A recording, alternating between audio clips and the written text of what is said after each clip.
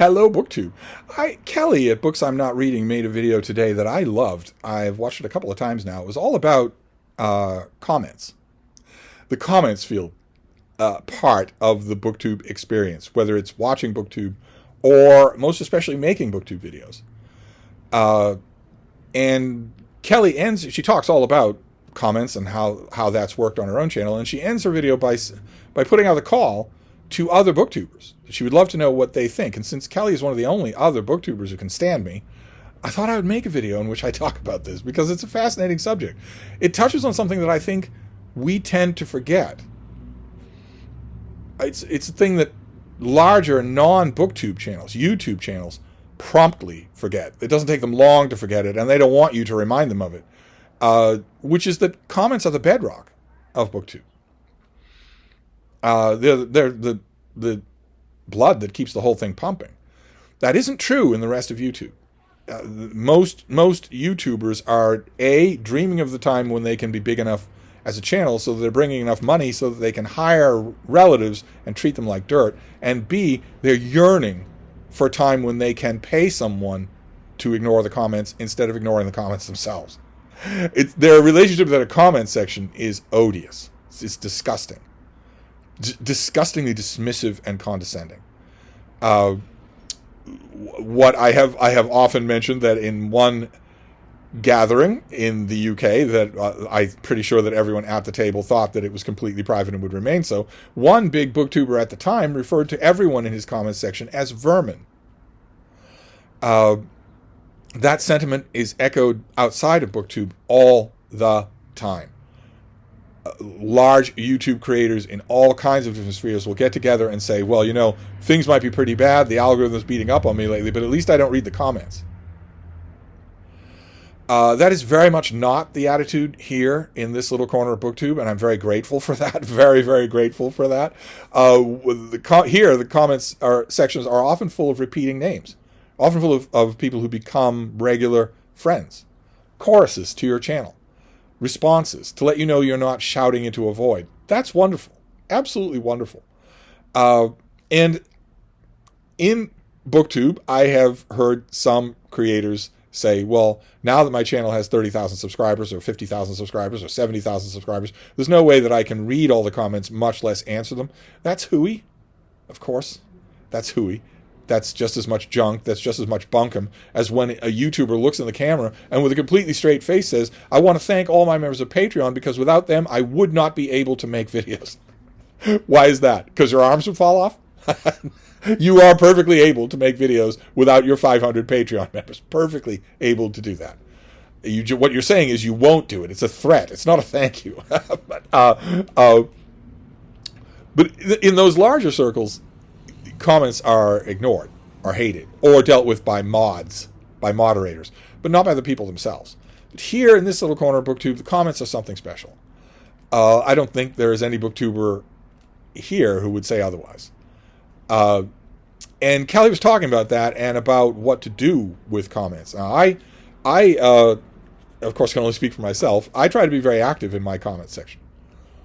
I try to respond to anything that wants a response. The key thing to remember here is that not all comments can garner responses. Not all of them want responses. Some of them are just reacting to what they've seen. They're not asking for a response at all. So I have various stages of urgency for comments.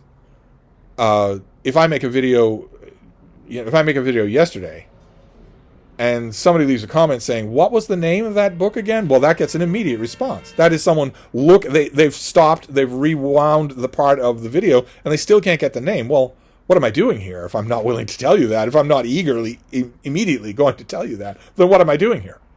So those kinds of comments, they aren't anything to do with me. They aren't really anything to do with the content of the video. They're just asking for some sort of immediate clarification. I do those right away. If I see them, I do them right away. But a lot of comments that I get other than those don't warrant a response. Not because you need to impress me in order to get a response. Not at all. But because you're not really looking for one. If you make a comment on a video saying, great job, I'm going to be very, very grateful for that. I'm going to give you the little heart notification that BookTube gives us to let you know that I saw the comment and I appreciate it. But I think responding to those kinds of non-response comments might be at heart the reason why so many booktubers or YouTubers say that they can't possibly respond to every comment. I think they might be including those. No one expects you to respond to that. A like, a heart is good enough. And I think it's fairly easy to see the comments that do warrant responses. Now, I am a bit of a cut-up. I love to joke and josh and tease pretty much everybody. I love to do that pretty much all the time. And people who comment on my videos, yeah, I want to josh with them. I want to joke with them. I want to self-deprecate. I want to deprecate them. I want to tease and whatnot. And I wouldn't miss that for the world. That's just too much fun. Also, if somebody hears me say something in a video and says, well, boy, I thought I was the only one who felt that way, I'm probably going to want to respond and say, no, you're definitely not the only one. I think you and I are not the only ones either. Or sometimes someone will leave a comment. Maybe in a video I say that I just don't get the appeal of some book or some author, and someone will leave a comment saying, oh, really? Well, no, he's my favorite author. Well, in a case like that, that's not meant as a challenge. That commenter is not meant to call me stupid. They're just saying the truth, that I really like this author that you say you don't get at all. Well, in that case, why would I pass up the opportunity to ask that person, well, tell me about that. What do you like? So I am often very active in my comments field. Probably I miss a lot, but I'm very active in it. And also I take things further than that because I urge everybody to email me. Just send me an email. If you're worried that your comment's going to get lost on a video, or if you've got some longer or more detailed pressing subject in mind, send me an email. It doesn't have to be about books, anything at all, as long as you are aware of the limitations on my time. As long as you understand basic email etiquette, which a lot of people in the email age do not understand. Don't send a dissertation. Don't send 1,000 words, much less 10,000 words. Don't do it. I'm not saying don't do it because, you've had your warning and after this, I'm saying I'm going to ignore it. It's totally wasted effort. It's a totally wasted effort. Might as well write those 5,000 words in your journal because you're never going to hear back from me. Also, don't treat your emails to me as work. So you send me an email that's only 200 words. That's great. Fine. It has 5 different subjects. I read it. It's one of 350 emails that I get in a day. I write back mentioning one of those 5 things and say, yeah, that's really interesting. Here's a book on that subject that I really liked. What first interested you in that subject? Okay, that is me responding to part of that email and opening a dialogue. Your response to that is to go with the flow. Your response to that is not to answer my question and then say, what about my 4 other points? You're not giving me homework. That's not how email works. That's not how personal correspondence works. So you have to understand the basic etiquette of email. That's all. And as long as you understand that, and plenty of you do, well, then we can have an ongoing conversation that can last for years in email. A lot of people in the comments field don't feel like they can do that. That feels a little too much for them, for whatever reason. I never understood that, but it is true that a lot of you don't feel comfortable doing that. I try to be in the comments field for exactly that reason. And Kelly talks about a lot of this in her video. I'll try to remember to leave a link to her video down below because it's a fascinating subject. I would actually ideally love it if every booktuber, everybody who makes videos, weighed in on this subject with their thoughts about the comments, which don't get enough attention in BookTube. We're constantly thinking about collabing with each other, or in my case, being an outcast. But we should be... This is a great topic to talk about comments on your videos. What are they like? What's your attitude towards them? Has that attitude changed over time? I can think of 24 booktubers off the top of my head. I would love to hear a video like that from them. But as long as we're on the subject, I thought I would give some etiquette. I just gave you a little thumbnail of email etiquette, and there's more that I could say on that subject. But I thought we'd do some comment etiquette. For those of you out there who are maybe new to BookTube and are thinking about starting by wading into the comments, most people get into BookTube that way. They watch first, then they comment for a while, then they decide to take the plunge and make a video channel of their own. So if any of you are in that position, I thought that I would offer a couple of pieces of etiquette for leaving comments on a BookTube video. Number one, is going to feel a little counterintuitive. It's going to feel like maybe it contradicts what I just said about the ethos of comment leaving just in general, but it is nevertheless true. Have a little situational awareness. In other words, don't leave a comment, expect the kind of comment that expects an answer. Hey, what do you think of, for instance? Don't leave a comment like that on a video that's years old. Okay? There are no ongoing conversations in the comments field of videos that are years old. So have a little situational awareness. Notice the date of the video that you're looking at, and if it's in the last few days, feel free to. You keep doing this today. They already think you're cute, baby. You're just taking that to a whole new level. You are, you baby squeak. Oh. Eyes on the prize. Oh, baby. Oh, my God. I don't plan any of this. I don't. She's the only dog on earth that I don't tell what to do. And it would tell me to go to hell if I did. But anyway. So that's piece of etiquette number 1. Leave comment on a new video. Don't open discussions on videos that are 10 years old. Then piece of etiquette number 2 probably should have been piece of etiquette number 1, especially in the 21st century that fundamentally misunderstands this. But I'll stress it. Don't leave personal insults. You might think, how often does that happen? Try making 6 videos a day. You'll get your share of personal insults. Don't do it.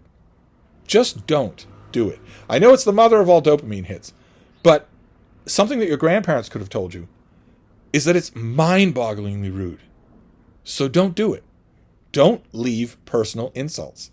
And if you do leave a personal insult, as you will, remember what I've been saying on this channel for years. A personal insult, when it comes to me anyway, a personal insult ends communication. It doesn't open communication. Hey, remember when I started off getting to know you by lobbing an insult at you? No.